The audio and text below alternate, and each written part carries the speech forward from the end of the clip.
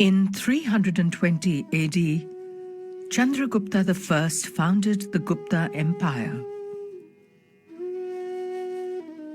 His capital was at Pataliputra in present-day Bihar. He ushered in an age of well-being and prosperity, an age in which all aspects of culture flowered. One of the finest periods of mankind when great thinkers attained noble heights of achievement. The period of Gupta rule, known as a Golden Age, lasted up to the year 467 AD. Kalidasa, the greatest Sanskrit poet and playwright, lived during this period. So did the astronomer and mathematician Aryabhat, the first person to accurately calculate the solar year.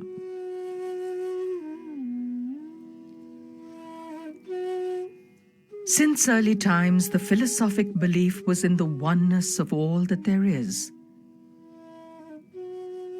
The world of separated forms around us was considered to be an illusion.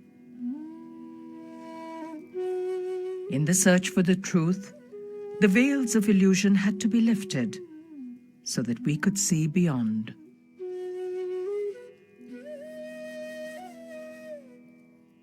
In the 1st century, deities in human form had been created in Indian art to provide a support to minds not prepared to comprehend the formless abstract. These deities were many, all different aspects of the one formless truth. In India, we have always thought that there are multiple ways to get to the spiritual or the divine, and that divine, the Brahman, that is formless, actually can be worshipped also by symbols of images. So in that sense, deities are seen in their manifest form, in their physical form, as a way to connect to the divine that may be formless. But that is completely understood and accepted as part and parcel of how we look at image making and how we look at deities. Whereas for many, many Hindu gods, it's not like people think that there was a real God that was alive. We understand the mythology of God for something beyond just an everyday. So we don't get so concerned about the realistic notion of a God, but in fact we understand the symbolic value of the deity that gets us to a higher plane. The human form had to be created, which rose above itself. It was not a human form caught in the web of the material world. It was an embodiment of that which was eternal, that which was still, undisturbed by turmoil and cravings. Meditating upon such a form, devotees awakened the best within themselves.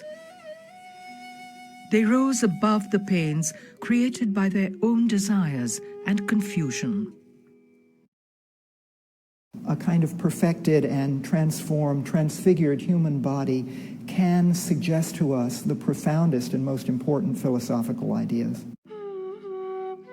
Mathura on the banks of the river Yamuna in North India had been a great center of art since the Shunga period in the 1st and 2nd centuries BC. By the 1st century AD, some of the earliest images of Indic deities were made here out of the local red sandstone.